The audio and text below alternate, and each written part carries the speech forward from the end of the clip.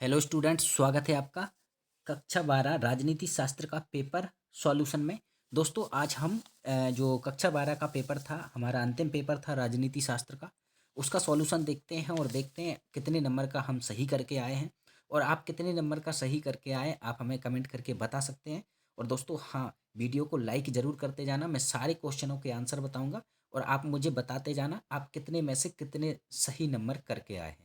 चलिए देखते हैं और देखते हैं सबसे पहले बहुविकल्पीय क्वेश्चन। और दोस्तों मैं हिंदी इंग्लिश मीडियम दोनों में बताते जाऊंगा आपको। ठीक है, तो देखिए इसमें लिखा है, पहला सही विकल्प है हमारा, बोल्शेविक कम्युनिस्ट पार्टी के संस्थापक कौन थे? तो इसमें से बिलामदेव लेनिन थे। कौन थे? बिलामदेव लेनिन थे। दूसरा क्वेश्चन है, आसियान की स्थापना कब हुई थी? तो आसियान की स्थापना हुई थी 1967 में। कब हुई थी? 1967 में हुई थी। ठीक है, अगला क्वेश्चन है आपका तीसरा वाला है, स्वतंत्रता के समय मणिपुर के महाराजा कौन थे? तो ऑप्शन है महाराजा रणजीत सिंह, हरि सिंह डोगरा, महाराजा बोधचंद सिंह, महाराजा वीर सिंह। इसका सही आंसर हो जाएगा महाराजा बोधचंद सिंह। ठीक है, और नेक्स्ट चौथा है आपका, संयुक्त राष्ट्र संघ का प्रथम महासचिव कौन था? तो इसका सही आंसर हो जाएगा आपका ट्राइबली। कौन हो जाएगा?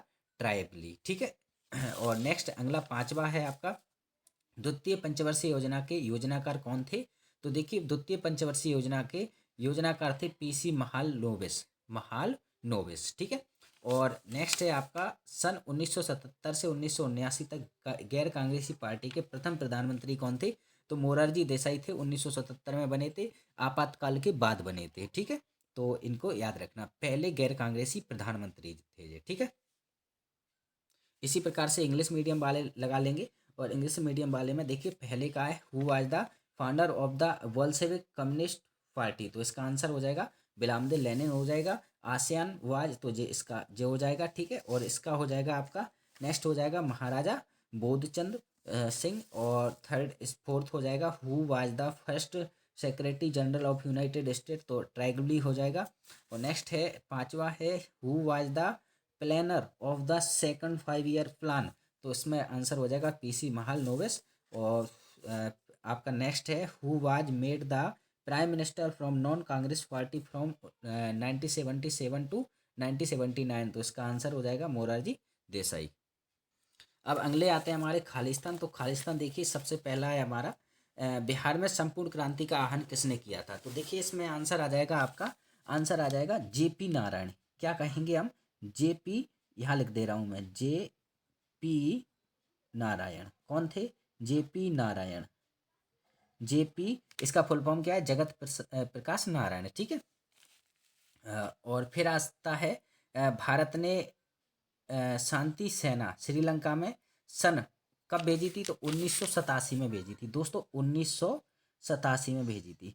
1987 में जब क्या है कि वहाँ एक तमिल ईलम नाम से एक पार्टी थी, जिसका लिट्टे नाम की पार्टी थी। ठीक है, जिसको ख़त्म करने के लिए भारत ने शांति सेना भेजी थी वहाँ श्रीलंका में। ठीक है, 1987 में राजीव गांधी के नेतृत्व में, जब राजीव गांधी प्रधानमंत्री थे। अगला आता है आपका, रूस के प्रथम निर्वाचित राष्ट्रपति। तो इसका आंसर देखिए ध्यान से। तो इसका आंसर है, देखिए यहाँ पर दे रहा हूँ मैं, इसमें बनेगा नहीं, बोरिस एल्त्सिन। कौन थे? एल्त्सिन, बोरिस एल्त्सिन थे। ये रूस के प्रथम थे। अगर अंतिम की बात करें तो मिखाइल गोर्बाचेव थे 1991 तक। 1991 में जैसे सोवियत संघ का विघटन होता है तो फिर रूस बनता है, और रूस के प्रथम राष्ट्रपति कौन बनते हैं? बोरिस एल्त्सिन बनते हैं। खालिस्तान में भारत ने क्योटो प्रोटोकॉल पर हस्ताक्षर किए थे। तो इसका आंसर हो जाएगा सही आपका 26 अगस्त। मैं यहाँ भर दे रहा हूँ, 26 अगस्त 2002। 2002 इसका सही आंसर हो जाएगा। ठीक है, और नेक्स्ट है, गुजरात दुग्ध विपणन संघ का प्रसिद्ध नाम क्या है? तो देखिए दोस्तों इसका नाम है अमूल। क्या है? अमूल। अमूल जो दूध उत्पाद सुनते हैं आप, वही है अमूल। ठीक है, इसमें अभी थोड़े दिन पहले प्रधानमंत्री इसके उसमें गए थे, यानी कि इसकी स्थापना वर्ष थी, तो उसमें गए थे जी। ठीक है, स्वतंत्रता के समय देसी रजवाड़ों की संख्या तो अपन को पता है 565 थी। कितनी थी? 565 थी। इनमें से 562 टोटल भारत में शामिल हो चुकी थी। इनमें से 3 हैदराबाद, जूनागढ़ और जम्मू कश्मीर भारत में उन्होंने अपना विलय करने से इनकार कर दिया था। ठीक है, तो ये हमारे खालिस्तान हो गए। इसी प्रकार से सबके नाम है, आप खालिस्तान इंग्लिश मीडियम वाले भर देंगे। अब आते हैं हमारे सत्तासत। तो देखिए ध्यान से, 67 में सार्क का मुख्यालय काठमांडू में स्थित था, तो बिल्कुल सही है, काठमांडू में है स्थित।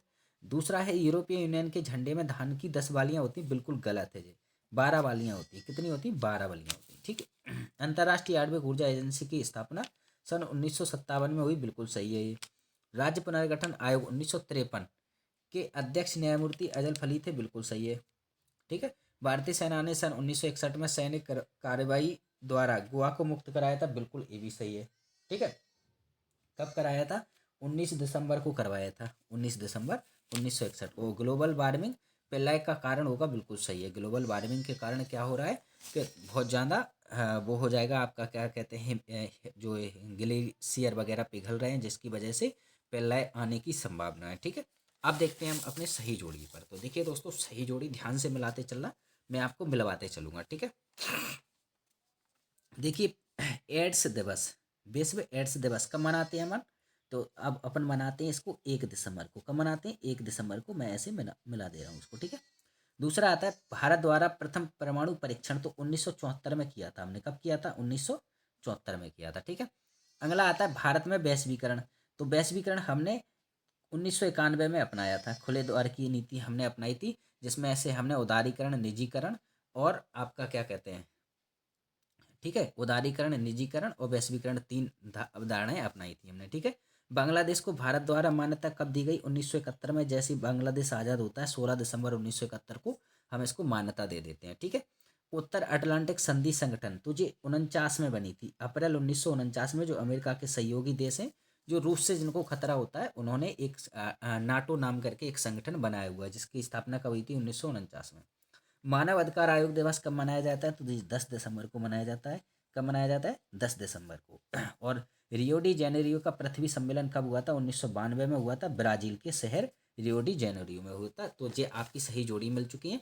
आप हमें कमेंट करके बताइए आपने कितने सही किया है, ठीक है। अब आते हैं हमारे एक वाक्य में उत्तर। तो देखिए ध्यान से, यूनेस्को का पूरा नाम लिखिए। तो यूनेस्को का पूरा नाम क्या है? देखिए, यूनेस्को का पूरा नाम मैंने यहाँ लिख दिया है, united nation educational scientific and cultural organisation, ठीक है। यूनाइटेड नेशन यानी कि संयुक्त राष्ट्र संघ, शिक्षा, साइंटिफिक यानी कि साइंस, विज्ञान, एवं और कल्चरल, कल्चरल यानी कि होता है आपका कहें तो सांस्कृतिक, ऑर्गेनाइजेशन यानी कि संगठन, ठीक है। और नेक्स्ट है आपका आसियान शैली क्या है? तो आसियान शैली, देखिए मैं इसका आंसर लिख कर आया हूँ, आपको देखिए ध्यान से। सदस्य देशों की अनौपचारिक और कामकाज की शैली को कहा जाता है, क्या कहा जाता है? ठीक, आसियान शैली कहा जाता है। नेक्स्ट है, इराक ने कुवैत के किस संसाधन पर कब्जा किया था? तो आपको पता है, जो गलत भर के आया बच्चा, इसने कुओं पर, यानी कि जो तेल के कुएं थे उन पर कब्जा कर लिया था। लगभग अगर बात करूं मैं, तो 750 कुएं थे। कितने थे? 750 तेल के कुओं पर कब्जा कर लिया था इराक ने कुवैत के, ठीक है।